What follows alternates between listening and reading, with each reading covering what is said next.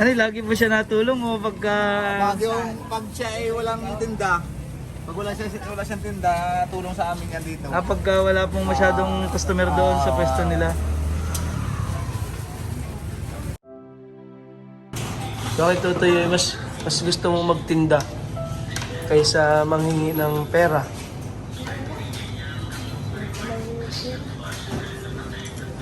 Ilan taong kalaang? 11? Sipag mo naman Totoy. 11 pa lang ay paghahanap buhay ng nasa isip mo. No? Wala kasi po ako mag-vlog. Ha?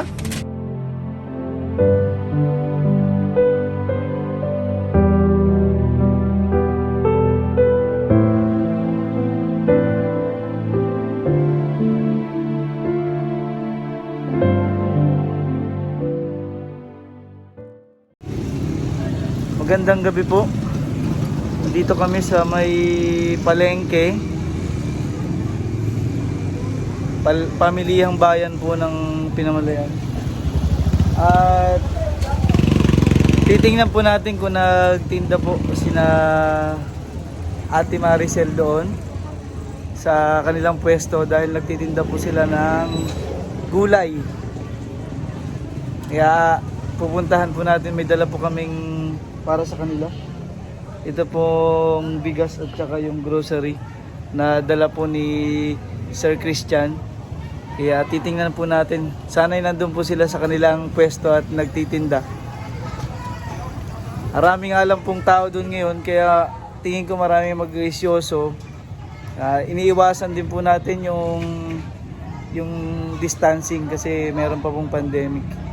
Kaya dito na lang natin sila kakausapin pagkapunta po natin doon kung nandun po sila sa kanilang pwesto at nagtitinda ng gulay. Naglalakad po na ako dito sa palengke. Titingnan po natin kung saan yung pwesto nila.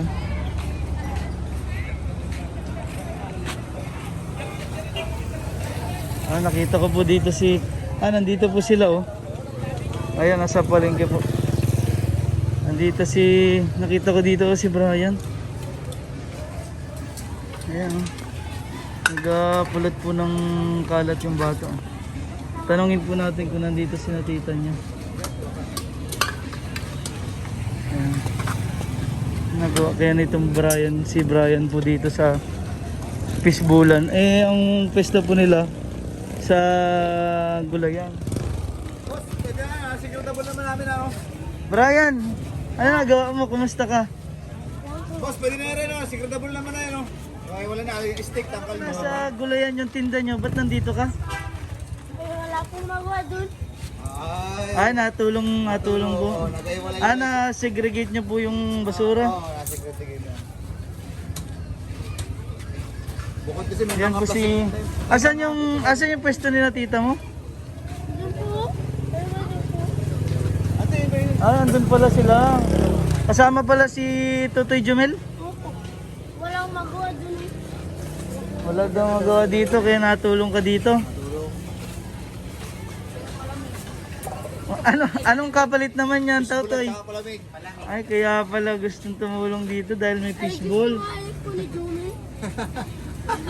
Ay, abigay mo to kay Totoy? Okay. Abigay pala niya po kay Totoy yung Masipag yan. kapalit po nitong pag-aayos sila ng basura. Kasi nahiwa-hiwalay po, ano? Nahiwalay ni Brian.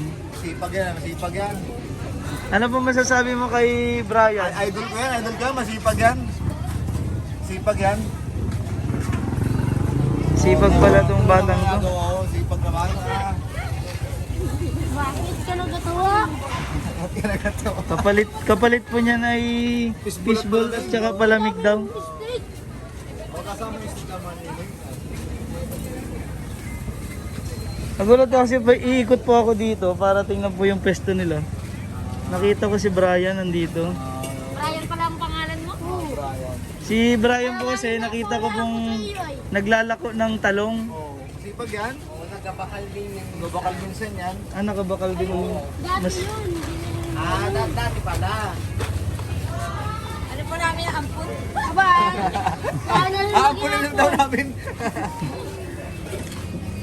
Alam mo, Pero wala na po siyang magulang ano. Wala ka naman dito tatay? Ay, hindi niyo po alam yung ano niya, yung... Ang nag-aalaga na lang po kay Brian, yung tita po niya. Kawawa naman. Wala na po siyang nanay at tatay. Yung bata na yun eh, naku eh. Mga ganyan eh, idol ko yung mga ganyan eh. Mabata pa lang ay... Oo, hutok na sa trabaho. Natulong na po dito. Na-diskarte po ano. Ang madiskarte sa buhay. Diskarte sa buhay yan, si Brian. Ay, natanggal pala po nila yung plastic kasi ano yun, Iba dyan. nakadisgrasya. Yung stick, ay wala. Sa inyo po yan sir na ano, basura? Okay, so naman si sir magpaghiwa-hiwalay no? Si Totoy Brian na lang po. Ito si Brian. Hintayin po natin siya matapos para kausapin po natin si tita niya. Ito si Brian. May dala kaming ano dyan, bigas tsaka grocery Maganda. para kay Brian. Lalo masipag yan. Lalo masipag yan. Gusto niya lahat na rin dalawang ano.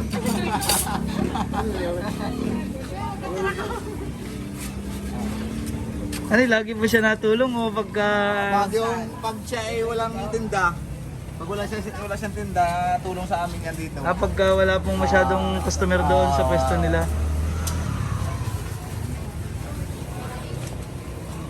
Ayos na. Palabis na. Kasi, dyan lang po yan, may kukuha po ng basura ngayon. Huwag mo isang stick.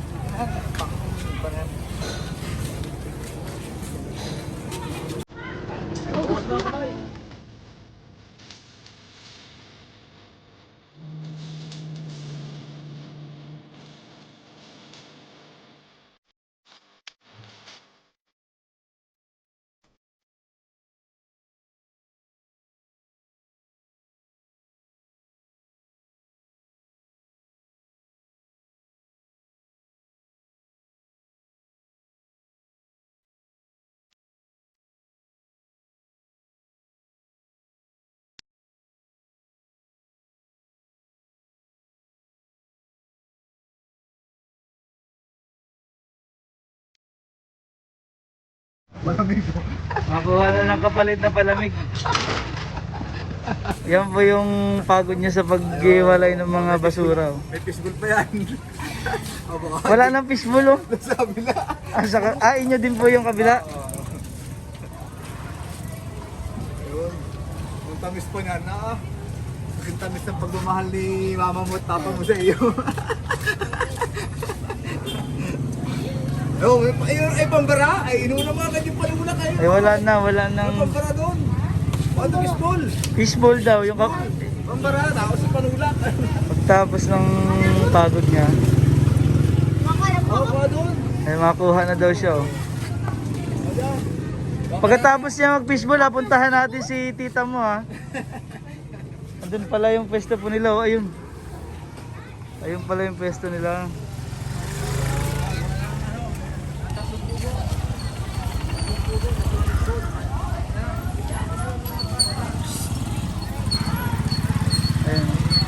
Ayun. Hintayin lang po natin ito yung bata. Magbayad naman. Ay, siya naman yan. Dito daw yan. Kanina mabigay yan. Kay Totoy Jumel. Oo nga, nandito rin si Totoy Jumel oh. Nasa pwesto. Bilon, kumila pa ano?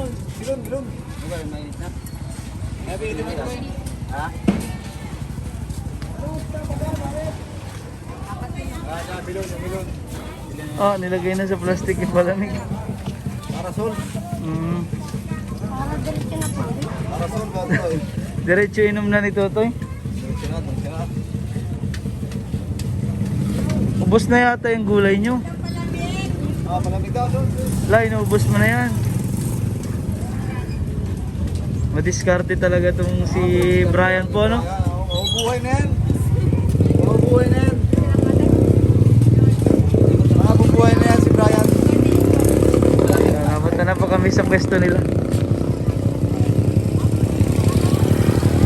Ito si tita, oh. Nakita ko na.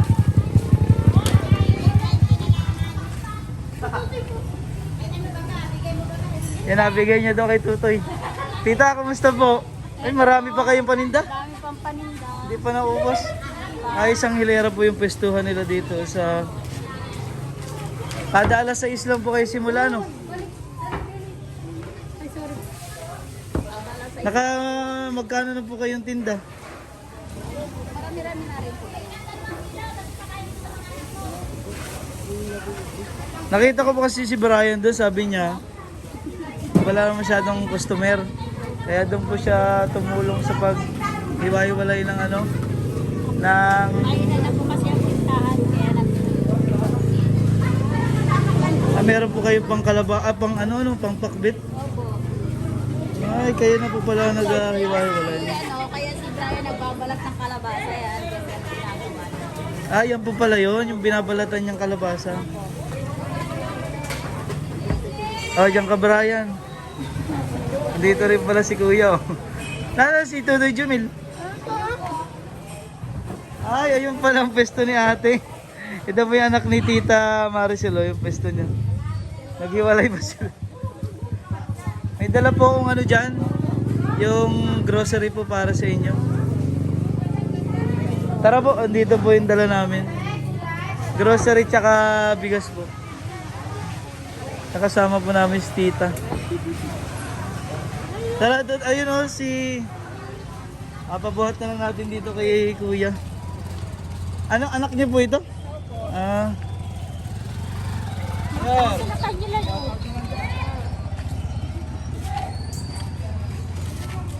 Yan, dali. Naku, mabigat yan ha. Ito yung bigas po. Ay, Papabuhat. maraming salamat po sa mga... Yan, para po sa inyo. Bigay po yan ng OFW sa inyo. Dahil kayo po ay ulirang ina sa mga batang... Brian nga po kukunin daw po ng mga kapatid. Ngayong pa akong malaki na, tsaka kukunin. May kapatid po si Brian na May nasa kapatid ibang lugar? po na may asawa na po yung mga kapatid niya.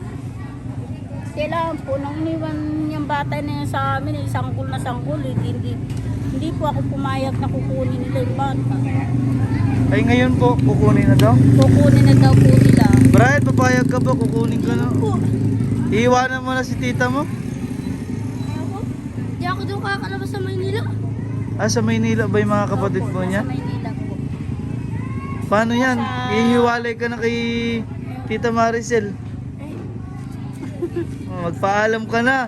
Ay, Kunin ka na. ay sabi ko, ay kung papayag siya, bahala siya. At ako naman na ikuan. Willing naman na siya ibigay ko kung gugustuhin niya. Kung gusto po ng bata, ano Opo, ba? ay ayaw naman po ng bata. Mas masaya pa raw po siya dito. Sabi ko hindi naman siya mapipilit kung talagang ayaw. Kasi kahit pa siya yung mga kapatid niya at ayaw naman sa kanila. Musunod naman po siya sa inyo, no? Oo. Kaya Ayos naman pati siya, nag-module siya dito. ayos naman po yung pag-aaral niya. Oo. Ang gusto ko po sanang kausapin, yung teacher niya sa speed. Kada Lunes po ba mapupuntahan yung Opo. teacher niya? Pwede ko po siyang isama doon sa teacher niya? Pwede po. Yung para po makausap natin ano ba talaga yung kalagayan Kasi ni po si Brian po dapat po talaga siya yung nasa ililipat po sa sarang ng 1 grade Dapat po 3. siya ay ano dapat? Ililipat na po siya ng grade 3. Kasi sabi ko naman, kung ililipat naman siya ng grade 3, hindi pa naman siya marunong magdikta. English lang. At saka sa English, hindi pa rin siya marunong.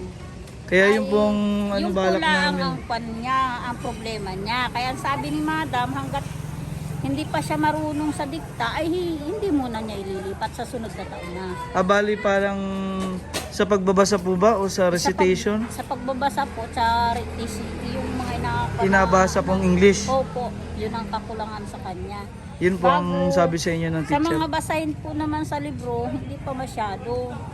Kaya sabi naman ni Madam, kung yan ay talagang maano na siya magbasa, sa susunod na taon, ililipat na natin siya. Kailan nyo po nalaman na gustong kunin si Brian ng mga kapatid niya? Nung nakarang araw lang po. Ilan po ang kapatid ni Pero Brian? dadalwa naman pong babae yon, may asawa na sila. Kaya ang kaso, sumasungit po yung mga lalaki.